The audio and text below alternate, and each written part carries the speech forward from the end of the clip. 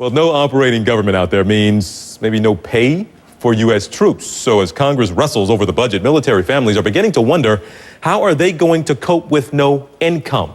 I'll be talking to a Navy wife facing that harsh reality as we get to 7 hours and 19 minutes away from a possible government shutdown.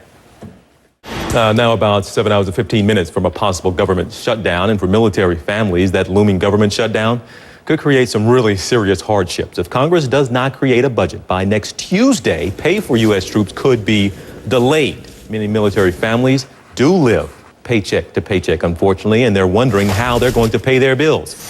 Babette Maxwell is a co-founder of Military Spouse magazine. He's been a military spouse as well for 15 years, and she joins me now. Ma'am, your husband is in the Navy. He trains combat pilots. I want to tell our viewers that. But for you, we talked about some military families living paycheck to paycheck. This is awfully personal, I know, but still, would you classify yourself as one of those families? I think we all are. I grew up in the Army. My dad's a retired Army soldier, and I married a Navy pilot. But I think anyone in the military knows what it is to struggle. I think this is definitely a scary and concerning situation for families that are living paycheck to paycheck. We have mortgages, car payments, bills to pay, and honestly, some of our Facebook users are threatening to send their bills to Congress. So, well, ma'am, tell me this. Give our viewers an idea. Just how disruptive can missing one paycheck be for you and your family?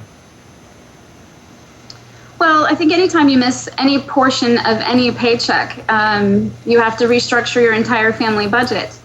And for those of us that pay certain bills out of certain portions of our monthly pay, that can make paying bills extremely difficult. If your bills that come out on the 15th of every month only have half of an income check to pay, then you're going to miss some of your bills. And then the long-term problem becomes, when are you going to be able to catch up? And the longer it goes on, the more difficult that becomes. And I know you all are already making plans. You have some contingency plans in place. But just as far as what you're seeing on Capitol Hill, are you offended, quite frankly, by what you're seeing? A family, you're trying to deal with what you're trying to deal with, and also a military family of all things. I think the way you put it is that you shouldn't have to serve on an IOU from your government. But are you, I guess I said offended, but you used the word you want to use to describe how you feel about this back and forth on Capitol Hill and your family being in the crosshairs.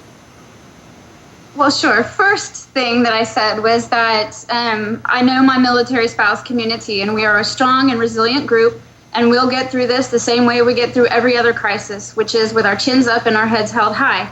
Having said that, I think it's morally repugnant and indefensible to suggest that our military service members should serve this country on an IOU, or that death benefits won't be provided to those in our family who have paid the ultimate price. Let you listen and let our viewers listen to something that former House Speaker Newt Gingrich said just a moment ago, and then I'll ask you about it. Let's all listen.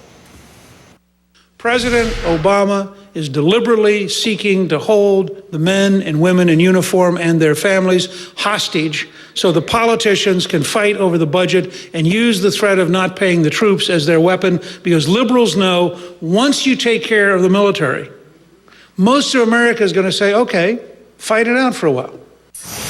Okay, and Ms. Maxwell, he said there the president. He put some blame on the president for holding military families hostage. Now, I'm not sure if you care whose fault it is necessarily, but would you agree with the idea that you feel like the military is being held hostage?